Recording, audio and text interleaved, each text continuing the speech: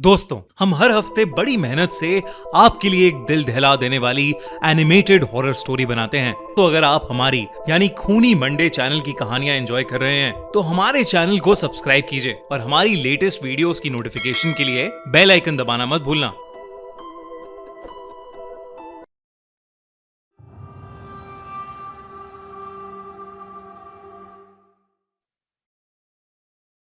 बारिशों के मौसम में पानी की बौछार और ठंडी हवाएं जितनी सुहानी होती हैं, सड़कें उतनी ही सुनसान और खतरनाक। आज की कहानी हमारे एक व्यूअर अजीत के साथ हुई एक सच्ची घटना पर आधारित है। मेरा नाम अजीत है और अगस्त 2016 में मैं अपने ऑफिस के एक दोस्त कार्तिक के साथ दिल्ली से मनाली जा रहा था। हम दोनों को पहाड़ों पर घूमने का बहुत शौक था और बारिश के मौसम में रोड ट्रिप का एक अलग ही एक्सपीरियंस होता है। हमने सोचा क्यों ना इस वीकेंड हम मनाली की एक छोटी सी ट्रिप मार आए। हमारा वहां रात के 9 बजे तक पहुंचने का प्लान था, पर तेज बारिश की वजह से हम लोगों ने 2 घंटे का ब्रेक ले लिया। आसपास के लोगों ने हमें ऐसे मौसम में आगे जाने के लिए बहुत मना किया, लेकिन हम लोग भी ठान कर आए थे कि ये मनाली की ट्रिप तो एंजॉय करके ही घर लौटेंगे। तो बारिश हल्की होते ही हम वापस मनाली की ओर निकल गए। कुछ ही दूर जाते ही इतनी धुआंधार बारिश हुई कि मेरे लिए गाड़ी चला पाना मुश्किल हो रहा था। गाड़ी के शीशों पर ओस जम गई थी, जिसकी वजह से आगे का रास्ता बिल्कुल नहीं दिख रहा था। मनाली कुछ 40 किलोमीटर दूर ही था, तो हम धीरे धीरे किसी तरह गाड़ी चलाते रहे। कुछ दूर हमें चाय की एक टपरी दिखी, तो हमने वहां गाड़ी रोक ली।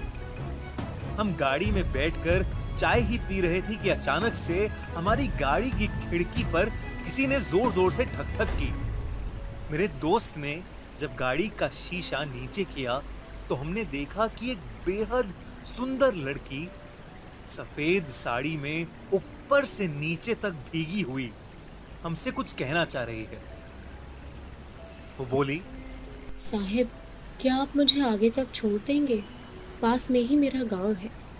मुझे वो लड़की कुछ ठीक नहीं लग रही थी, लेकिन मेरा दोस्त कार्तिक उसकी खूबसूरती से बहुत ज्यादा इंप्रेस हो गया था और उसे बिठाने के लिए मुझे इंसिस्ट करने लगा। मैंने उसकी बात मानकर उस लड़की को पीछे वाली सीट पर बिठा तो लिया, पर मेरे मन में कुछ अजीब सा खटक रहा था। मेरा दोस्त उसे कुछ ना कुछ सवाल करे जा रहा था, पर वो लड़की एकदम चुपचाप बैठी थी। मुझे उस लड़की की आंखों में एक अलग ही चमक दिख रही थी। बारिश और तेज हो गई और एकदम से उस लड़की ने कुछ बोलना शुरू कर दिया। वो कहने लगी, इस सड़क पर बारिश के वक्त बहुत एक्सीडेंट्स होते हैं। 2 महीने पहले मेरा भी इसी सड़क पर एक्सीडेंट हुआ था। मैं ऐसे ही पूरी भीगी हुई इस सड़क से अपने गांव जा रही थी और जाते वक्त पता नहीं किस गाड़ी ने अचानक मेरे सामने आकर मुझे ठोकर मार दी और तड़पती हुई हालत में मुझे यहीं छोड़कर चली गई। किसी ने वो गाड़ी रोकी तक नहीं। वो ये सब बोल ही रही थी कि मुझे चक्कर आने शुरू हो गए। जैसा जैसा वो कह रही थी, मुझे अपने सामने रोड पर वही सब होता हुआ दिख रहा था। मुझे दिखा कि सफेद साड़ी में एक लड़की को एक गाड़ी बहुत तेज ठोकर मार के आगे निकल गई। मेरी गाड़ी जब उस जगह पर पहुंची तो मेरी खिड़की के बगल में आकर वो लड़की जिसका एक्सीडेंट हुआ था वो मदद मांग रही थी। जब मैंने गौर से देखा तो मैं शॉक हो गया। वो लड़की हूबहू वैसे ही दिख रही थी जैसे मेरे गाड़ी में पीछे बैठी लड़की। तभी रियर व्यू मिरर में मुझे उस लड़की का डरावना चेहरा दिखा, जिसे देखकर मैं सुन्न पड़ गया और मेरी गाड़ी जाके एक दूसरी गाड़ी में टकरा गई। मेरा सर स्टीयरिंग पर जा लगा और मेरे बगल में बैठा कार्तिक बुरी तरह से जख्मी हो गया था। जब मैंने पीछे देखा तो वो लड़की जो हमारे साथ बैठी थी वो गायब हो चुकी थी। हम किसी तरह मनाली के बस स्टॉप पहुंचे, जहां लोगों ने हमारी मदद करी। ये किस्सा जब मैंने उन्हें बताया तो उन्होंने मुझसे कहा कि 2 महीने पहले उनके गांव की एक लड़की की एक रोड एक्सीडेंट में मौत हो गई थी और आज भी वो सब सोचकर मेरे रोंगटे खड़े हो जाते हैं। In villages where screens were rare, cricket was just a distant sound, so we brought the game everyone loves, from Mumbai to Delhi and beyond. Made it possible. Cheers, dreams, and cricket under open skies. One game, one joy. ये कहानी हमारे एक viewer Amit ने हमें भेजी है। अब मैं आपको उसी के नजरिए से ये कहानी सुनाऊंगा। ये बात 2012 की है, जब मैं बिट्स पिलानी में इंजीनियरिंग कर रहा था। कॉलेज का फर्स्ट ईयर था और मुझे गांधी भवन हॉस्टल में रूम नंबर 138 अलॉट हुआ था। हॉस्टल के पहले दिन से मेरे साथ कुछ अजीब ही चीजें हो रही थी। रोज सोने के बाद आधी रात में मुझे किसी लड़के के रोने की आवाजें सुनाई देती थी, जैसे कोई उस लड़के को बहुत बुरी तरह पीट रहा हो। कभी मुझे ऐसा लगता था कि मेरे रूम के अंदर कोई आया है और खिड़की के पास खड़े होकर मुझे बस घूरे जा रहा है। मुझे तब और ज्यादा डर लगने लगा जब मेरे रूममेट ने बताया कि उसे ऐसी कोई आवाजें सुनाई नहीं देती थी। शुरू के पहले महीने में हमें 4 दिन की छुट्टी मिली थी। कई लोग घर चले गए और हॉस्टल में बहुत ही कम लोग रुके थे। मेरा रूममेट भी घर चला गया था और मैं मेरे रूम में अकेला था। उस दिन बाहर जोरदार बारिश हो रही थी। करीब रात के 12 बजे दरवाजे पे बहुत जोर से खटखट हुई। मैंने दरवाजा खोला तो वहां कोई नहीं था, और जब मैं वापस मुड़ा तो मेरे रूम का सारा सामान बिखरा पड़ा था। बारिश और तेज हो गई, जिसकी वजह से लाइट भी चली गई। कुछ देर बाद दरवाजे पर और जोरों से खटखट हुई, लेकिन इस बार भी बाहर कोई नहीं था। तब मैंने देखा कि बगल वाला कमरा, जिस पर हमेशा ताला लगा रहता था, वो खुला पड़ा। पता नहीं मुझे क्या सोचा, पर मैं इस रूम के अंदर जाने से खुद को रोक ही नहीं पाया। अंदर घुसते ही कमरे का दरवाजा जोर से बंद हो गया। मुझे फिर वही रोने की आवाज सुनाई देने लगी जो मुझे रोज रात में सोने नहीं देती थी। तभी मेरे पीछे की अलमारी बहुत तेजी से हिलने लगी और मुझे ऐसा लगा कि उसके अंदर से कोई बाहर आना चाहता है। इतने में मुझे खिड़की टूटने की आवाज सुनाई दी और जैसे ही मैं पीछे मुड़ा, मुझे कड़कती बिजली की रोशनी में पंखे से लटकी एक लड़के की लाश दिखी। मैं वो देख के बुरी तरह घबरा गया और उस कमरे से निकलकर नीचे गार्ड के पास भागा और उसे सब कुछ बताया। वो गार्ड मुझे वापस उस रूम नंबर 137 ले गया। जो मैंने देखा उससे मेरे होश उड़ गए। उस कमरे पर ताला लगा था। गार्ड ने मुझे बताया कि वो रूम पिछले 15 सालों से बंद पड़ा है। उसने बताया कि यहाँ एक लड़का रहता था, जिससे यहाँ एक प्रोफेसर की बेटी से प्यार हो गया था। प्रोफेसर को उनका रिश्ता बिल्कुल भी मंजूर नहीं था और कल्चरल फेस्ट के एक दिन उस प्रोफेसर ने उस लड़के को पंखे से लटकाकर मार डाला, और उस लड़के का नाम भी अमित था। ये सुन के मैं पूरी तरह दंग रह गया। मैंने अगली सुबह ही अपना हॉस्टल चेंज कराया। उस रात के बाद मेरे साथ ऐसा किस्सा फिर कभी नहीं हुआ, लेकिन फिर भी मेरे अंदर उस हॉस्टल के सामने से गुजरने की हिम्मत कभी नहीं हुई। अगर आपके पास भी ऐसा कोई एक्सपीरियंस है तो हमें जरूर मेल करें। ये कहानी मुंबई में रहने वाली गुप्ता फैमिली की है। मिस्टर गुप्ता अक्सर काम के चलते घर से दूर रहते थे। मिसेस गुप्ता को इसकी आदत तो थी, पर 2 छोटे बच्चे, नया फ्लैट, नई जगह, अकेले मैनेज करना थोड़ा मुश्किल हो रहा था। 26 जुलाई मुंबई में जोरदार बारिश हो रही थी। उस रात मिस्टर गुप्ता ऑफिस के काम से बाहर थे और मिसेस गुप्ता दोनों बच्चों को सुलाकर हॉल में टीवी देख रही थी। रात के कुछ 1 बज रहे थे।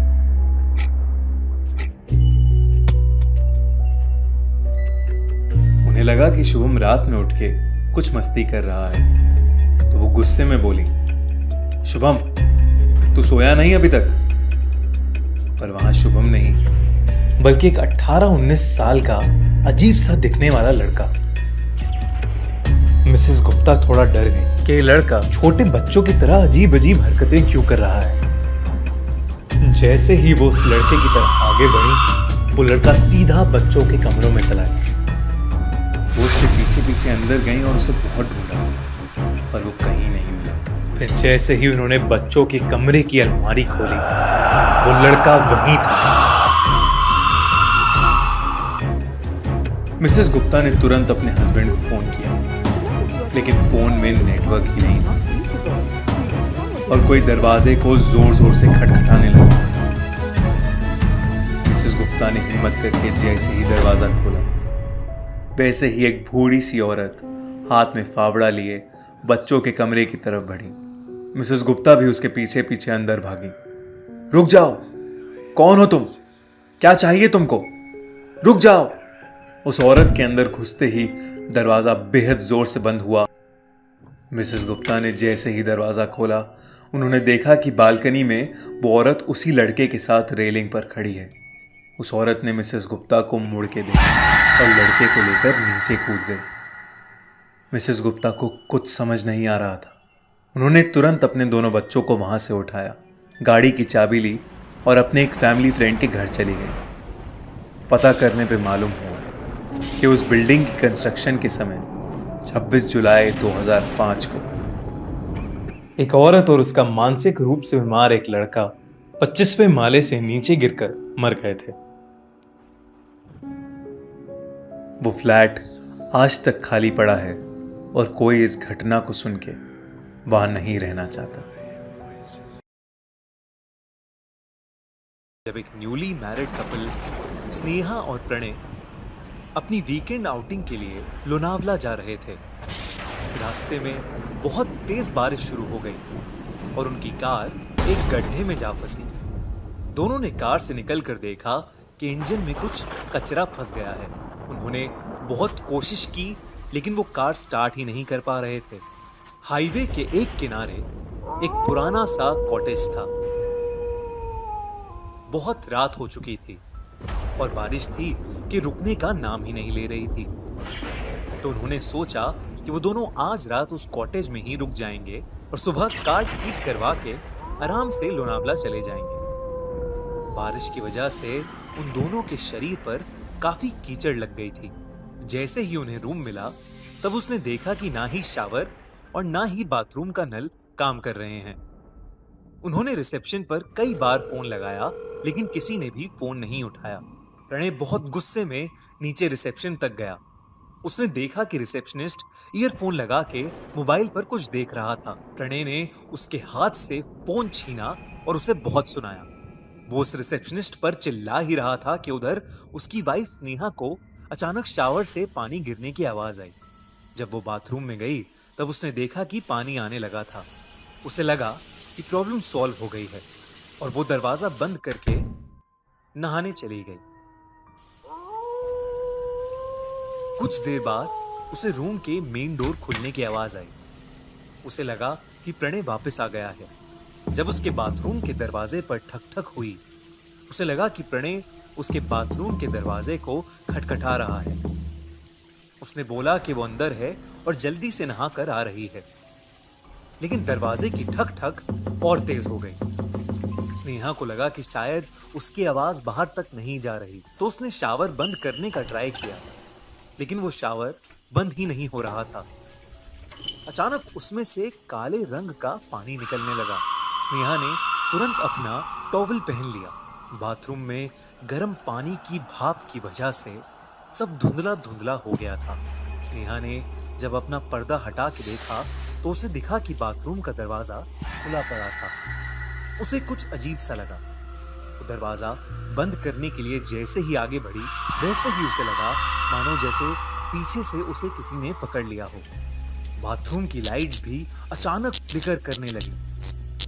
स्नेहा ने घबराते हुए जब पीछे मुड़ के देखा, तो वो सुन्न पड़ गई। उसने देखा कि शावर से निकलता हुआ काला पानी एक बहुत ही बड़ी काली परछाई में बदल गया था। स्नेहा डर के मारे बहुत जोर से चीखी। उसकी चीख सुनते ही प्रणय भागा भागा वहां आया। उसने देखा कि बाथरूम का दरवाजा खुला पड़ा है और स्नेहा टॉवल लपेटे नीचे फर्श पर बेहोश पड़ी है। प्रणय ने जब पर्दा हटा के देखा तो वहां कोई नहीं था, लेकिन बाथटब के एक कोने में एक चाकू पड़ा था, जिसे देखकर प्रणय पूरी तरह सहम गया। उसने उस चाकू को उठाया और वो चाकू अपने हाथ में लेके वो जैसे ही मुड़ा, तभी शीशे में उसे अपना एक भयानक चेहरा दिखा, जिसे देख के उसके हाथ से चाकू नीचे गिर गया। उसने वापस शीशे में देखा तो वहां कुछ नहीं था। उसने जल्दी से स्नेहा को कपड़े पहनाकर बेड पर लेटाया। जब स्नेहा को होश आया तो उसने पूरा किस्सा प्रणय को बताया। वो दोनों उसी रात एक कार बुलवा के वापस अपने घर आ गए। उन्हें आज तक समझ नहीं आया कि उनके साथ क्या हुआ था। क्या उस कॉटेज में कोई मर्डरर या रेपिस्ट था, या कोई भूत था जो उन्हें सता रहा था।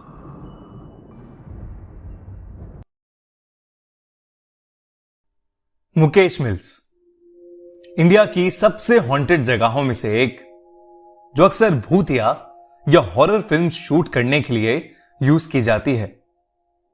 लेकिन हकीकत में इस जगह पर कई ऐसे किस्से घटे हैं कि बॉलीवुड के बड़े बड़े डायरेक्टर्स और एक्टर्स इस जगह पर अपनी मूवीज शूट करने से अब बेहद डरने लगे हैं। कई सालों पहले यहां पर कॉटन और वूल के कपड़े बनते थे, लेकिन 1982 में एक ऐसी आग लगी जिससे सब कुछ जल के राख हो गया।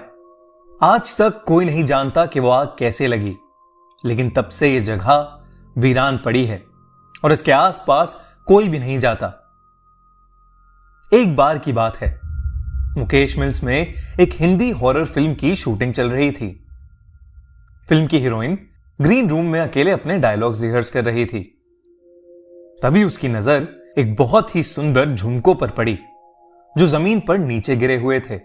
उसने वो झुमके उठाए और शीशे के सामने अपने कान में लगाकर वो झुमके देखने लगी कि तभी उसकी असिस्टेंट प्रिया ग्रीन रूम में आ गई। प्रिया ने जैसे ही शीशे में देखा तो वो एकदम से बहुत ज्यादा घबरा गई।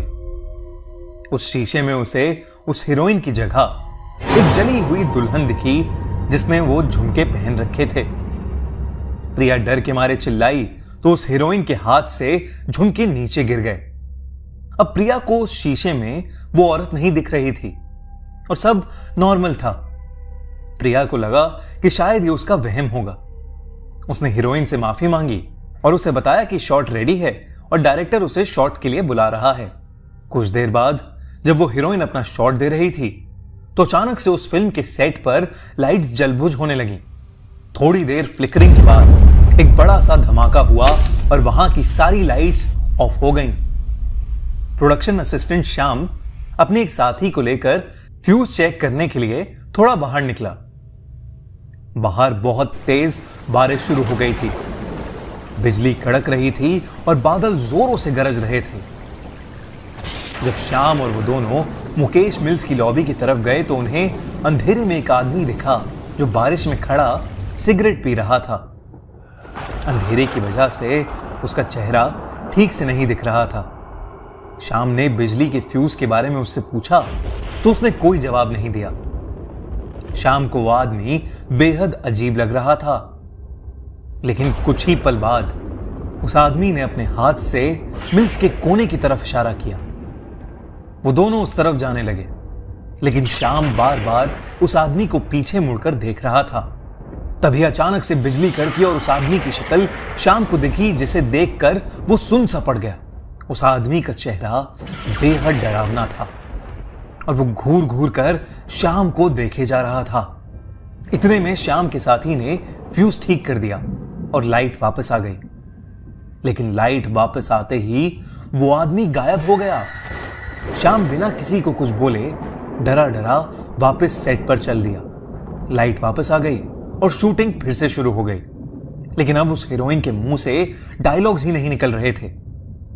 ऐसा लग रहा था जैसे वो बोलना चाह रही है, लेकिन किसी ने उसका मुंह ही बंद कर दिया हो। तभी उसका शरीर भी अकड़ने लगा और अचानक से उसे चक्कर आए और वो वहीं बेहोश होकर नीचे गिर गई। डायरेक्टर ने एक शॉर्ट ब्रेक अनाउंस किया और हीरोइन के असिस्टेंट प्रिया उसे ग्रीन रूम ले गई। प्रिया ने उसे ग्रीन रूम में लिटाया और उसके लिए जूस लेने बाहर जाने लगी। तभी उसे टेबल पर पड़े वो झुमके दिखे जो उस हीरोइन ने पहले पहने थे। उसने वो झुमके लिए और बाहर जाते हुए उन्हें डस्टबिन में फेंक दिया। उसे लगा कि हो ना हो उन झुमकों की वजह से ही शायद सब कुछ बिगड़ रहा है। श्याम, जिसने सिगरेट पीते हुए उस आदमी को देखा था, वो डरा डरा मुकेश मिल्स में इधर से उधर घूम रहा था। उसे बार बार ऐसा लग रहा था कि कोई छोटी सी बच्ची उस भयानक बिल्डिंग के अंदर कैद है और वो रो रही है। धीरे धीरे वो आवाज और तेज होती गई और उसके कानों में गूंजने लगी। उधर हीरोइन की असिस्टेंट प्रिया जूस लेकर ग्रीन रूम में पहुंची। तब उसने जो देखा, उसे देखकर वो चौंक उठी। उसने देखा कि वो हीरोइन शीशे के सामने वही झुमके पहने बैठी है जिसे उसने अभी फेंका था। उस हीरोइन की आंखें लाल हो चुकी थीं। उसने अपने हाथ में स्क्रिप्ट ले रखी थी और वो पागलों की तरह कुछ भी बड़बड़ाए जा रही थी।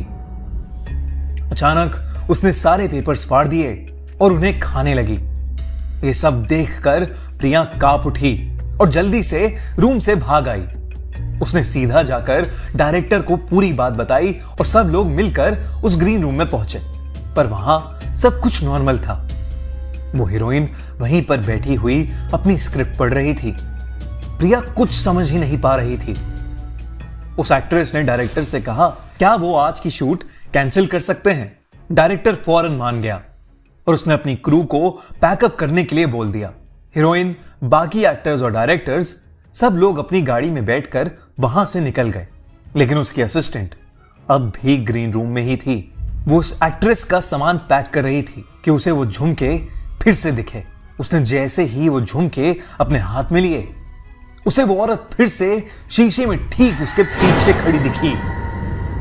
वो मुड़ी तो वहां कोई नहीं था।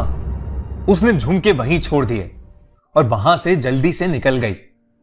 वहां से निकलते ही उस हीरोइन की तबीयत एकदम ठीक हो गई, लेकिन वो प्रोडक्शन का लड़का पूरी तरह से पागल हो गया और कुछ ही दिनों में उसकी तबीयत इतनी खराब हो गई कि उसने उस मिल में जाकर अपने आप को जला डाला। वो जली हुई झुमके वाली औरत, या वो रोती हुई बच्ची की गूंज, या वो सिगरेट पीता डरावना आदमी, ये सब कई बार कई लोगों ने महसूस किया है। कहते हैं कि एक बार मुकेश मिल्स में नाइट ड्यूटी करते हुए एक गार्ड ने उस मिल्स के अंदर से म्यूजिक बजने की आवाजें सुनी। ये बहुत अजीब था क्योंकि उस दिन कोई शूटिंग नहीं हो रही थी और ना ही मिल्स के अंदर कोई भी इवेंट था। उस रात उस गार्ड ने अंदर जाकर देखा तो उसे काली परछाई दिखी। वो उसे देखकर इतना डर गया कि उसने वो नौकरी ही छोड़ दी। और तो और वहां एक बार एक 10 साल की लड़की शूटिंग करते समय अचानक से बहुत अजीब तरीके से बिहेव करने लगी। उसने पहले तो एक मर्द की आवाज में सबको वहां से भाग जाने के लिए कहा और फिर अपने हाथों के बल उल्टा होकर चलने लगी और कुछ ही पल में बेहोश हो गई। ये देख सब लोग वहां से जल्दी से निकल गए। जैसे ही उसके पिता उसे उस मिल से कुछ दूर लेकर गए, वो एकदम नॉर्मल हो गई, लेकिन उसे कुछ भी याद नहीं रहा कि उसके साथ क्या हुआ था। मुकेश मिल्स की ऐसी कई कहानियां हैं और वहां ऐसे कई राज छुपे हैं, लेकिन मुकेश मिल्स का सच कोई नहीं जानता। बारिश की रात, मॉनसून, वो मौसम जिसमें बादल दिल खोल कर बरसते हैं।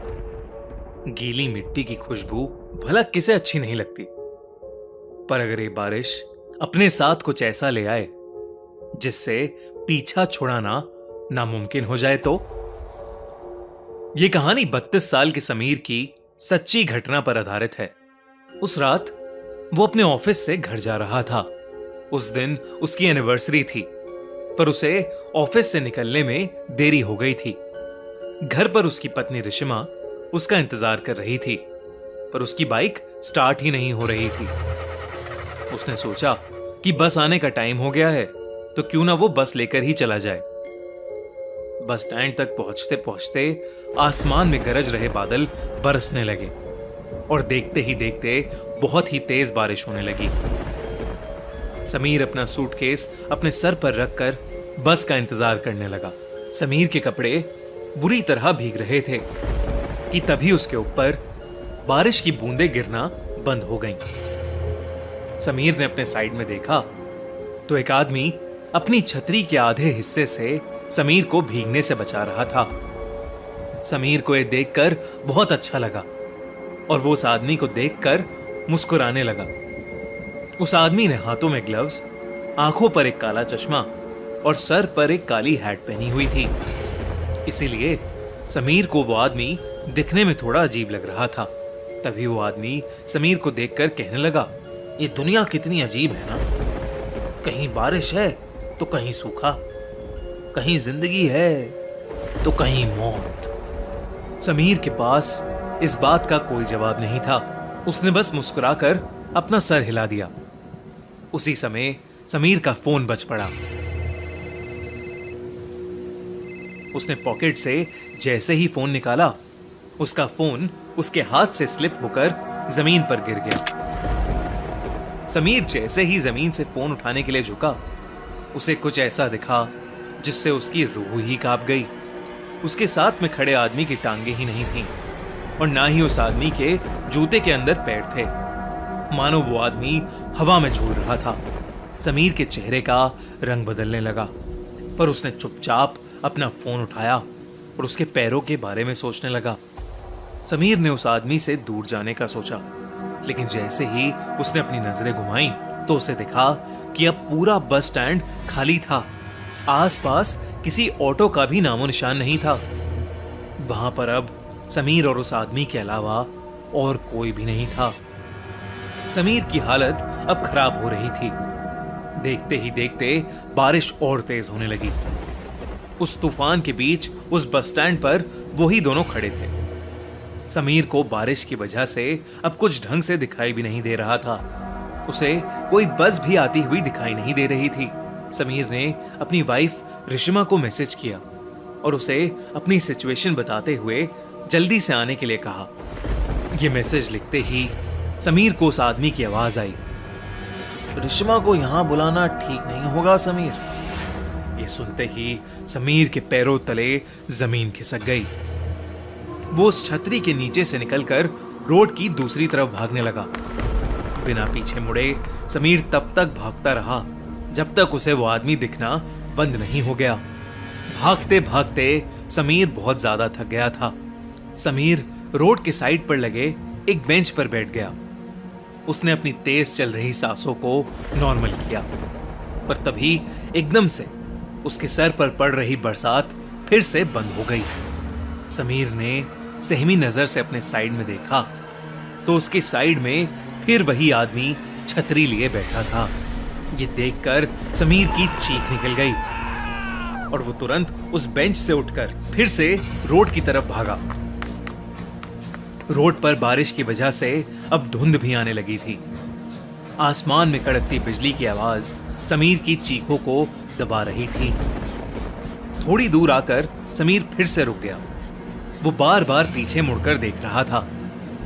हाफते हाफते जब उसने सामने देखा तो बहुत जोर से बिजली कड़की और उस बिजली की चमकती रोशनी में उसे वही आदमी रोड के बीचों बीच खड़ा दिखाई दिया। इस बार सिर्फ उसका आधा शरीर हवा में तैर रहा था। वो समीर को देखकर मुस्कुराया और उसने अपना चश्मा उतार दिया। उस आदमी की आंखें पूरी तरह से काली पड़ी थीं और उसमें से खून बह रहा था। तभी समीर को पीछे से एक बस के हॉर्न की आवाज आई। समीर ने पीछे मुड़कर देखा तो पीछे से एक बस आ रही थी। अचानक ही बहुत सारे लोगों की भीड़ भी उस बस की तरफ आने लगी। समीर को अपनी जान बचाने का और कोई रास्ता नहीं दिख रहा था। वो दौड़कर उस बस के पास पहुंचा। जैसे ही वो बस उस स्टैंड पर आई, सभी लोग धक्का मुक्की करके उस बस में घुसने की कोशिश करने लगे। उसी धक्का मुक्की में समीर उस भीड़ के बीच गिर गया। उसके पूरे शरीर पर लोगों के पैर लग रहे थे और समीर कुछ भी नहीं कर पा रहा था। बस के ड्राइवर ने भीड़ को हटाने के लिए बस को थोड़ा आगे बढ़ा दिया और समीर का आधा शरीर उस बस के नीचे कुचल गया। तड़पता हुआ समीर वहीं होश खो बैठा। तभी रिश्मा ऑटो से समीर की बताई हुई लोकेशन पर पहुंच गई। उसने समीर को रोड के बीच खून से लथपथ पड़ा देखा। उसके आसपास कोई भी नहीं था। रिश्मा समीर को जल्दी से हॉस्पिटल ले गई। समीर की जान तो बच गई, पर समीर ने अपने पैर हमेशा हमेशा के लिए खो दिए थे। वो अब फिर कभी भी चल नहीं सकता था। जब समीर ने अपने साथ हुई घटना बताई तो कोई भी समीर की बताई हुई बातों पर यकीन नहीं कर रहा था। पर जब रिश्मा ने उस बस स्टैंड से जुड़ी न्यूज रिपोर्ट्स को देखा तो उसके होश ही उड़ गए। रिश्मा ने देखा कि करीबन 10 साल पहले ऐसे ही एक केस में एक आदमी की मौत हुई थी और तब से लेकर आज तक हर साल मॉनसून के महीने में एक आदमी ऐसे ही हादसे का शिकार होता है। और पुलिस को बयान देते वक्त वो सभी एक अजीब सी काली आंखों वाले आदमी के बारे में बात करते हैं। रिश्मा समझ गई थी कि समीर भी उस काली आंखों वाले आदमी का शिकार हुआ है। कुछ ही सालों बाद डिप्रेशन के कारण समीर की मौत हो गई। अब रिश्मा हर साल मॉनसून के महीने में उस बस स्टैंड पर जाती है, इसी उम्मीद में कि उसकी मुलाकात उस काली आंखों वाले आदमी से हो जाए। रिश्मा को हमेशा लगता है शायद वो काली आंखों वाला आदमी भी ऐसे ही किसी भीड़ के नीचे आकर मर गया होगा और अब वो सबसे अपना बदला ले रहा हो। रिश्मा उससे ये पूछना चाहती थी कि वो ये सब क्यों कर रहा है, पर रिश्मा को वो आदमी आज तक कभी नहीं मिला और शायद कभी मिलेगा भी नहीं। पर आपको क्या लगता है, कौन था वो आदमी और उसने समीर को ही क्यों चुना? El Silbon, urban horror legend. ये कहानी 1980s में साउथ अमेरिका के एक बहुत ही खूबसूरत गांव लॉस लेरोस नाम की है, जहां पर चारों तरफ हरियाली और खेत ही खेत हैं। उन्हीं में से एक खेत के पास डमासो नाम का एक लड़का छुट्टियों में अपने चाचा के घर में रुका हुआ था। उन दिनों लोग अक्सर जल्दी सो जाया करते थे, इसलिए सब शाम को ही खाना खाकर सो गए थे। डमासो बिस्तर पर लेट तो गया था, पर उसे नींद नहीं आ रही थी। वो बस छत पर लगे पंखे को ही देखे जा रहा था कि तभी अचानक उसे बहुत जोर से जानवरों के करहाने की आवाज आई। वो उठकर बाहर गया तो उसने देखा कि आवाज पास के एक एनिमल शेल्टर से आ रही है, जहां पर बहुत सी गायें थीं। डमासो ने आसमान की ओर देखा तो पूरा आसमान काले बादलों से ढका हुआ था। उसे लगा कि शायद सभी गायें आने वाले तूफान से घबरा रही हैं, इसलिए वो गायों को अंदर वाले तबेले में लेकर जाने के लिए उनके पास गया और गायों को बहुत मुश्किल से एक एक करके अंदर वाले तबेले में लेकर जाने लगा। पर डमासो ने कभी गायों को इतना बेचैन नहीं देखा था। इतनी बेचैनी की वजह से डमासो के लिए उन्हें वहां से ले जाना भी मुश्किल हो रहा था। तेज बारिश भी शुरू हो गई थी। बड़ी मुश्किल से जब उसने कई सारी गायों में से कुछ गायों को अंदर वाले तबेले में भेज दिया तो उसे मीट की बहुत ही गंदी बदबू आने लगी। जैसे जैसे वो और गायों को अंदर भेज रहा था और गायें वहां से कम हो रही थीं, वो बदबू वैसे वैसे बढ़ती जा रही थी। जब कुछ 5-6 गायें बच गईं, तो उसने देखा कि वहां एक बूढ़ी सी गाय की खून से सनी हुई हड्डियां पड़ी। देखकर डमासो वहीं जम गया और जोर से चिल्लाने लगा। पर इससे पहले वो वहां से भाग पाता या कुछ कर पाता, उसको दूर से एक आवाज आई। तेज बारिश के बीच वो मीलों से आती हुई आवाज इतनी भयानक थी कि उसे सुनकर डमासो की रूह कांप गई और उसे सुनते ही डमासो समझ गया कि वो आज मरने वाला है, क्योंकि वो आवाज एल सिल्बॉन की सीटी की थी, जिसका मतलब था कि एल सिल्बॉन उसके पास आ रहा है। डमासो ने एल सिल्बॉन के कई किस्से सुने थे।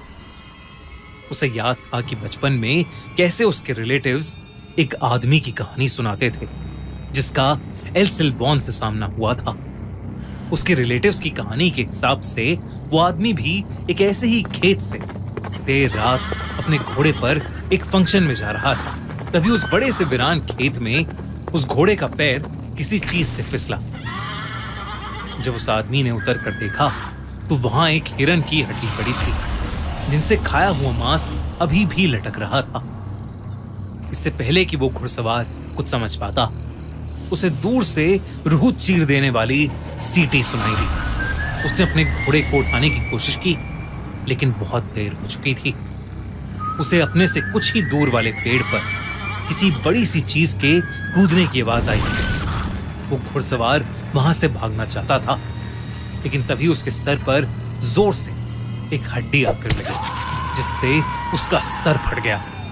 वो घुड़सवार चीखते हुए मदद मांगने लगा, लेकिन कोई फायदा नहीं था, क्योंकि मौत का चेहरा बनकर 19 फीट का एक भयानक आदमी उसके सामने खड़ा था।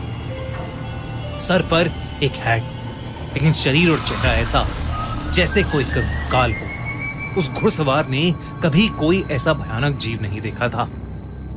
उसके पास एक हड्डियों से भरी बोरी थी, और उसी बोरी में से हड्डियां निकालकर वो उस घुड़सवार को बिना रुके मारने लगा। वो घुड़सवार अपनी जान की भीख मांगता रहा, लेकिन वो आदमी उसके शरीर से हड्डियां निकालकर खाने लगा। अगली सुबह कुछ गांव वालों को गाय चराते हुए वो घुड़सवार नहीं बल्कि उसकी लाश मिली, जो कि एक कंकाल बन चुकी थी। कहते हैं कि वो 19 फीट का कंकाल जैसा दिखने वाला आदमी एल सिल्बॉन है, और वो आज भी उस इलाके में भटकता रहता है। डमासो के दिमाग में यही कहानी चल रही थी, और इससे पहले वो भाग पाता, एकदम से जमीन पर 19 फीट की एक लंबी सी परछाई बन गई, और फिर उस परछाई से भी लंबा एक आदमी निकला, जिसने एक भूसे की हैट पहनी हुई थी, और जिसके हर जगह से कटे हुए शरीर से उसका मांस लटक रहा था। ये 19 फीट से भी बड़ा आदमी और कोई नहीं बल्कि एल सिल्बॉन ही था। वो आदमी उसकी तरफ चलकर आने लगा, उसकी पीठ पर लदी हुई बोरी से, जिससे खून टपक रहा था। हड्डियों के टकराने की आवाज तेज हो रही थी, और उससे भी ज्यादा तेज हो रही थी डमासो की दिल की धड़कनें। उसे बचाने के लिए डमासो वहां से भागा, और उसने महसूस किया कि एल सिल्बॉन पेड़ों के ऊपर चढ़कर एक पेड़ से दूसरे पेड़ पर कूदकर उसका पीछा कर रहा था। डमासो चिल्लाता रहा, पर एल सिल्बॉन ठीक उसके सामने आकर खड़ा हो गया। वो अपने भयानक लंबे हाथ, जिन पर उसी का कटा हुआ मांस लटक रहा था, उसकी तरफ बढ़ाकर उसे मारने की कोशिश करने लगा। तभी एक कुत्ते के भौंकने की आवाज आई, जिसे सुनकर एल सिल्बॉन एकदम से डर से झटपटाया और हवा में कहीं गायब हो गया। जब डमासो ने देखा तो वहां पर उसका पालतू कुत्ता भौंक रहा था, और जो शायद डमासो के चिल्लाने की आवाज सुनकर वहां आया था। डमासो का खुद ये मानना था कि अगर उस दिन उसका कुत्ता वहां नहीं होता तो एल सिल्बॉन के पीठ पर टंगे बैग में डमासो की भी हड्डियां होती। उस रात के बाद डमासो एल सिल्बॉन के बारे में ही सोचता रहता था। उसने अपने रिलेटिव्स और आसपास रहने वाले बाकी लोगों से एल सिल्बॉन की कहानी पूछी, तो जो उन्होंने बताया वो उसके साथ जो हुआ उससे भी कई ज्यादा डरावना था। लोगों ने उसे बताया कि एल सिल्बॉन की ये कहानी बिल्कुल सच्ची थी, जिसके मुताबिक एक बिगड़ैल लड़का अपनी छोटी सी फैमिली के साथ उस इलाके में 18th सेंचुरी में रहता था। क्योंकि वो लड़का उस परिवार का अकेला बच्चा था, तो उसके माँ बाप और दादा उसकी सारी बातें मानते थे। एक दिन उस लड़के ने डिनर के लिए अपने पापा से हिरन की मीट को लाने को कहा, जिसके बाद उसके पापा अपनी हंटिंग राइफल और एक बोरी लेकर शिकार करने निकल गए। जब कई देर तक उसके पापा वापस घर नहीं आए तो वो लड़का बहुत ही ज्यादा गुस्से में आ गया। उसकी माँ ने उस लड़के को उसकी प्रोटेक्शन के लिए एक बहुत तेज किचन नाइफ दिया और कहा कि वो जाकर अपने पापा को जंगल में ढूंढकर वापस ले आए। जब वो लड़का वापस आया तो उसके साथ उसके पापा तो नहीं थे, पर उस बोरी में मांस के टुकड़े, अंतड़ियां, कुछ ऑर्गन्स और हड्डियां थीं, जो उसने अपनी मां को जाकर दे दी और हिरन का मांस कहकर पकाने को कहा। उसकी मां को बोरी के अंदर का वो मीट बनाते हुए अजीब लग रहा था, और उन्हें शक होने लगा था। तो उस लड़के की मां ने लड़के के दादाजी को अपना डर बताया, जो सुनकर उसके दादाजी ने उस लड़के को बाहर ले जाकर एक पेड़ से बांध दिया और एक हंटर से उसे जोर जोर से मारने लगे, तब तक जब तक उस लड़के ने सच नहीं बता दिया। एक ऐसा सच जो बहुत ही ज्यादा भयानक था। उस लड़के ने बताया कि जब जंगल में उसे अपने पिता मिले तो वो खाली हाथ थे, क्योंकि वो हिरन का शिकार नहीं कर पाए थे। वो लड़का उनसे बहुत ज्यादा गुस्सा हो गया और उसी गुस्से में आकर उस लड़के ने अपने पास पड़े चाकू से उनकी जान ले ली और उसी चाकू से उनका मांस निकालकर बाकी शरीर के टुकड़े टुकड़े कर अपनी बोरी में भर लिए और घर आ गया। ये सच सुनकर उस लड़के के दादा उसे इतनी जोर से हंटर मारने लगे कि उस लड़के के शरीर का मांस उसके शरीर से कट कट के लटकने लगा। उसके दादा ने उसके बाद उसके घाव पर मिर्ची और शराब डालकर उसको पेड़ से खोलकर उसके कंधे पर उसके बाप के मांस और हड्डियों से भरी बोरी डाल दी और उसके पीछे अपने 2 भयानक कुत्ते छोड़कर उसे हमेशा के लिए भटकने के लिए छोड़ दिया। कहते हैं कि उस दिन के बाद से आज तक उस लड़के की आत्मा एल्सिलबॉर्न के नाम से भटकने लगी। उस इलाके में रहने वाले लगभग सभी लोगों का मानना है कि उनका एक ना एक बार एल्सिलबॉर्न से सामना जरूर हुआ है, जो पेड़ों में बैठकर एक अलग ही तरीके से सीटी बजाता है और जो भी देर रात खेतों में घूमता है उस पर एक जानवर की तरह अटैक करता है। कहते हैं कि वो बस कुत्तों से डरता है और इसीलिए उस इलाके के सभी घरों में लोगों ने कुत्ते पाले हुए हैं। डमासो उस रात अपने कुत्ते की वजह से बच गया, वरना वो भी आज एल्सिलबॉर्न का शिकार हो जाता। बारिश की वो रात। कहते हैं बारिश का मौसम बड़ा ही सुहाना होता है। हर तरफ हरियाली और गीली मिट्टी की वो दिल को खुश कर देने वाली एक खुशबू, हर चीज की खूबसूरती मानो दोगुनी हो जाती है। आप कहीं भी जाओ लगता है जैसे बारिश आपका पीछा ही कर रही हो, पर अगर आपका पीछा बारिश के अलावा कोई और भी कर रहा हो तो। ये कहानी 24 साल के वरुण की है। वरुण दिल्ली से मुंबई अपनी जॉब के सिलसिले में आया था। हालांकि उसे मुंबई की फास्ट लाइफ कुछ खास पसंद नहीं थी, पर वो अपने काम के लिए बहुत पैशनेट था। अपने करियर को एक नई सीढ़ी पर ले जाने के लिए वो कुछ समय के लिए मुंबई आया था। वरुण अक्सर अपने ऑफिस से लेट निकलता था, कभी कभी तो इतना लेट कि वो ऑफिस से निकलने वाला आखिरी इंसान होता था।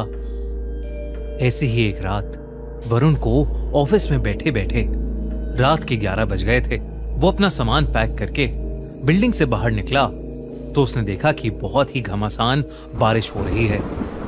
अब ना ही वरुण को कोई ऑटो रिक्शा मिल रहा था और ना ही कोई कैब। वो बस एक कोने में खड़ा बारिश से बचने की कोशिश कर रहा था। तभी अचानक से वरुण के सर पर बूंदें पड़ना बंद हो गईं। उसने सर उठाकर देखा तो उसके सर पर एक छाता था और वो छाता लिए उसके साथ ही एक आदमी खड़ा हुआ था। वरुण ने मुस्कुराकर उस आदमी को थैंक यू कहा, पर उस आदमी ने कुछ जवाब नहीं दिया। वो बस चुपचाप खड़ा रहा। वरुण ने फिर से उस आदमी से बात करने की कोशिश की। वरुण ने कहा, आपका बहुत बहुत शुक्रिया, आपके जैसे लोग बहुत ही कम मिलते हैं। इस पर उस आदमी ने कुछ सेकंड्स बाद अपनी चुप्पी तोड़ी और कहा,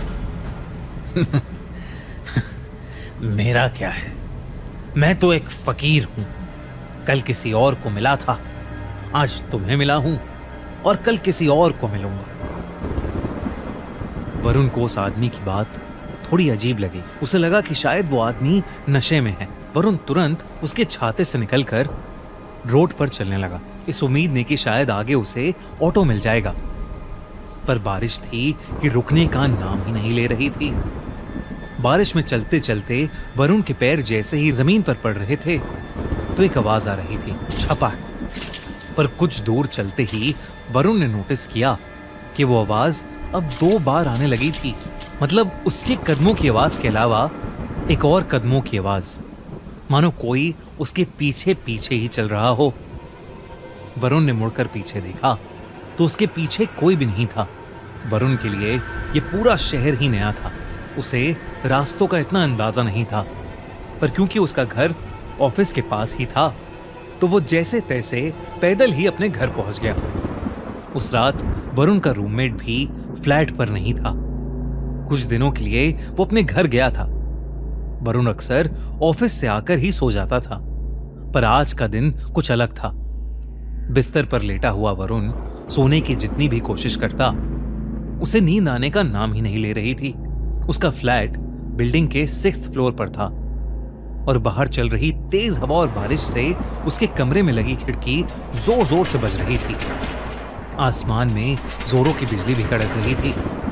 ऐसा लग रहा था कि कभी भी कोई बादल फट जाएगा, और इसी शोर की वजह से उसके लिए पूरा माहौल बहुत ही डरावना हो गया था।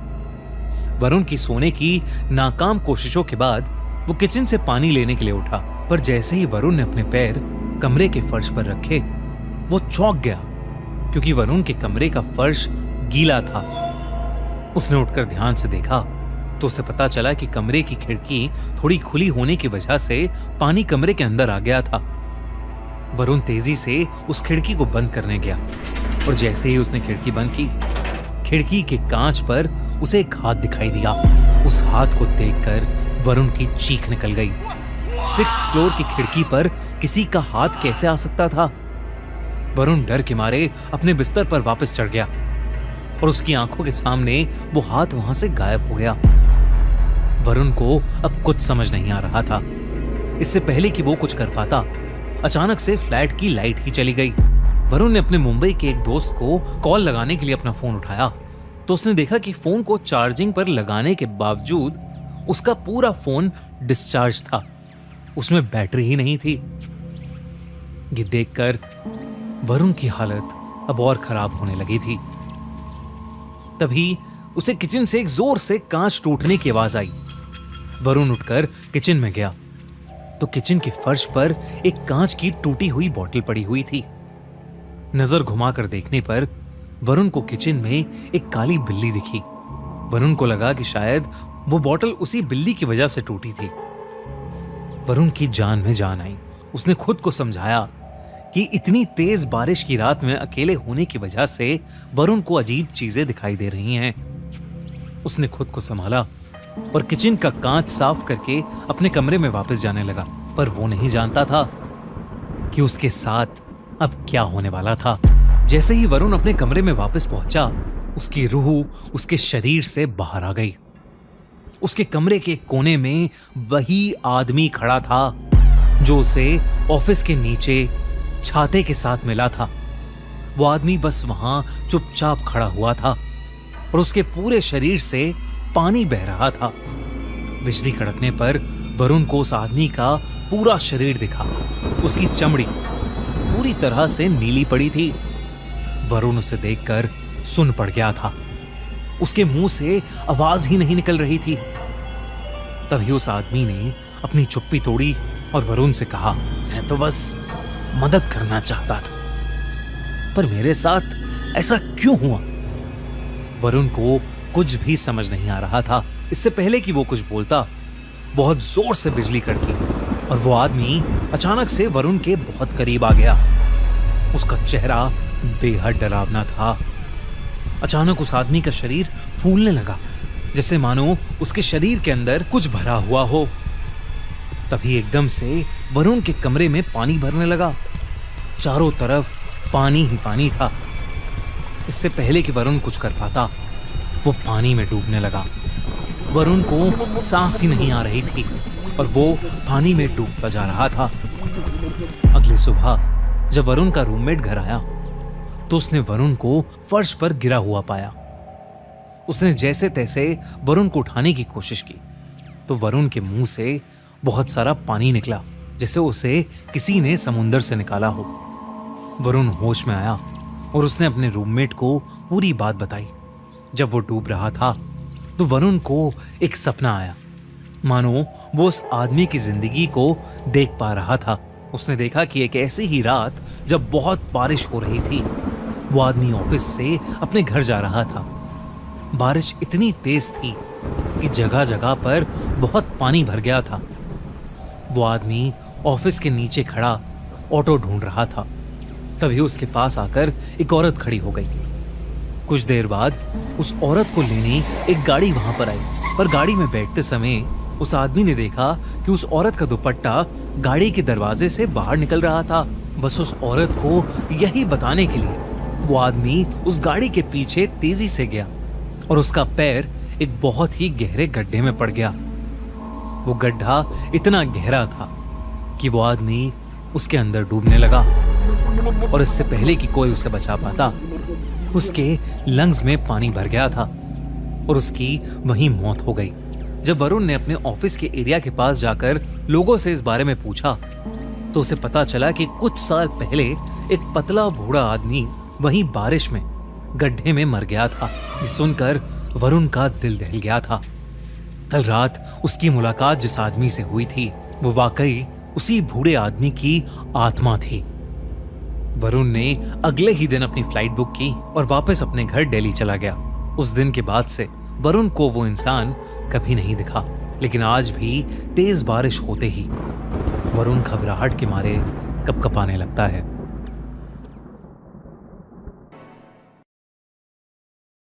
शुभम और चेतना की शादी को अभी 1 ही साल बीता था। वो लोग पहली बार एक साथ रोड ट्रिप पर निकले थे और इसी के चलते वो बहुत एक्साइटेड थे। वो दोनों अपनी डेस्टिनेशन पर सुबह जल्दी पहुंचना चाहते थे, इसलिए उन्होंने रात में ही ड्राइव करने का डिसीजन लिया।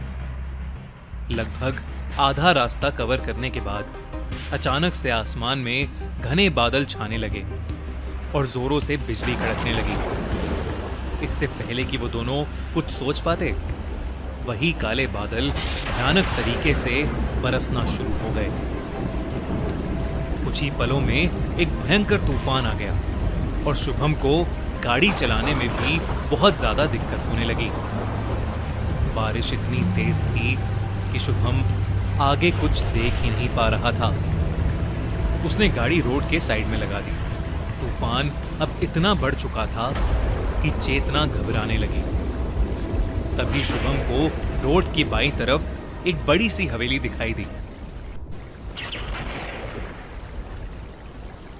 वो वहां जाना तो नहीं चाहता था, पर तूफान के रुकने के कोई आसार नहीं लग रहे थे और रोड पर रुके रहना उसे सेफ नहीं लग रहा था।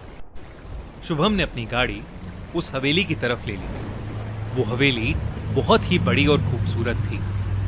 गाड़ी से उतरकर उन्होंने उस हवेली का बड़ा सा दरवाजा खटखटाया, पर किसी ने भी दरवाजा नहीं खोला। कुछ देर तक दरवाजा खटखटाने पर भी कोई नहीं आया, तो उन्हें लगा कि शायद घर पर कोई नहीं है। वो दोनों वहां से जाने लगे कि तभी बाहर का तूफान और भी ज्यादा भयंकर हो गया और बिजली इतनी जोर से कड़कने लगी कि मानो आसमान को चीर रही हो। शुभम ने अब बिना कुछ सोचे समझे हवेली के कोने में लगा शीशा पत्थर से तोड़ दिया और खिड़की खोलकर चेतना को लेकर अंदर कूद गया। हवेली के उस कमरे में बहुत अंधेरा था। शुभम उस कमरे की लाइट जलाने की कोशिश कर रहा था, लेकिन शायद उस घर में बिजली नहीं थी। चेतना उस कमरे को अपने मोबाइल टॉर्च की लाइट में एक्सप्लोर करने लगी। उस कमरे के एक कोने में एक बक्सा पड़ा था जिसके ऊपर कुछ कैंडल्स रखी थीं। चेतना ने वो कैंडल्स शुभम को दी और खुद वो उस बक्से को खोलकर देखने लगी। उस बक्से के अंदर बड़े सारे कपड़े, पायल, घुंघरू और श्रृंगार का सामान रखा था। ऐसा लग रहा था कि जैसे वो कमरा और सामान किसी रानी का हो। इतने में शुभम ने कैंडल्स जला दी और कमरे में रोशनी आ गई। वो दोनों उसी कमरे में बैठ गए और बारिश के रुकने का इंतजार करने लगे। बैठे बैठे शुभम की आंख लग गई।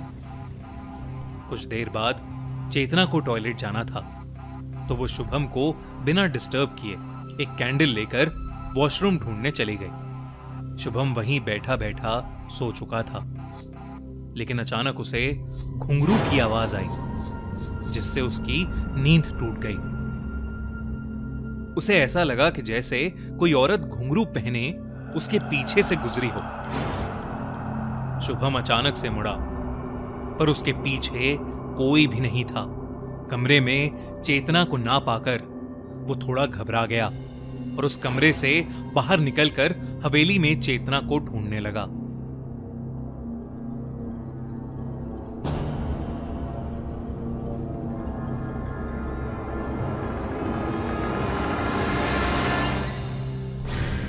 तभी वो घुंघरू की आवाज और तेज हो गई। शुभम को ऐसा लगा जैसे कोई औरत उसी की तरफ आगे बढ़ रही है। अचानक से शुभम की तरफ एक तेज हवा का झोंका आया, जिससे उसकी कैंडल बुझ गई और चारों तरफ अंधेरा हो गया। घुंघरू की आवाज भी हवा के झोंके के साथ बंद हो गई, लेकिन अब शुभम को ऐसा लग रहा था जैसे कोई उसके एकदम पास खड़ा है।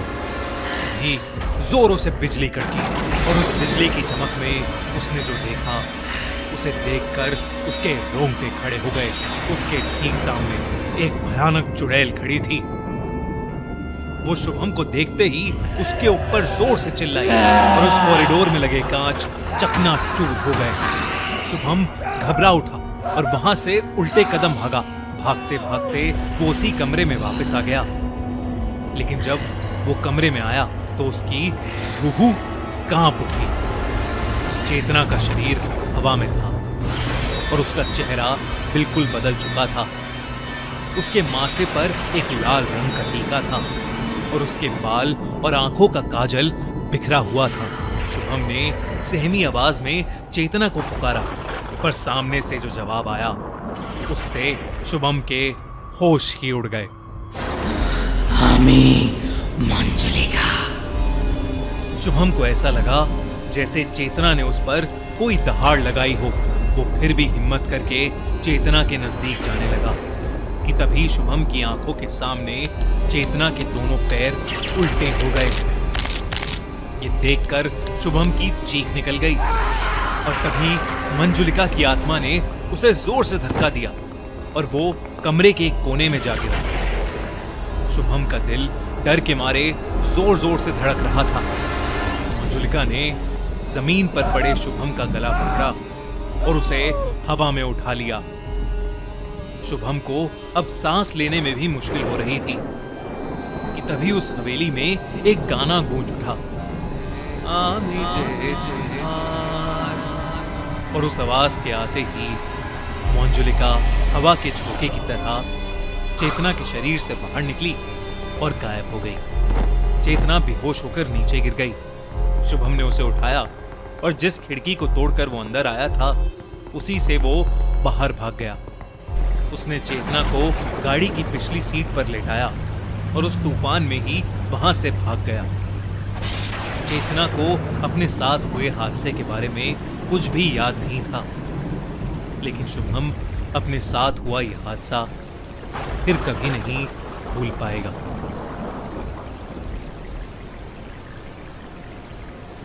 अगर आपको ये वीडियो अच्छी लगी तो हमारा चैनल खूनी मंडे सब्सक्राइब करना बिल्कुल मत भूलना।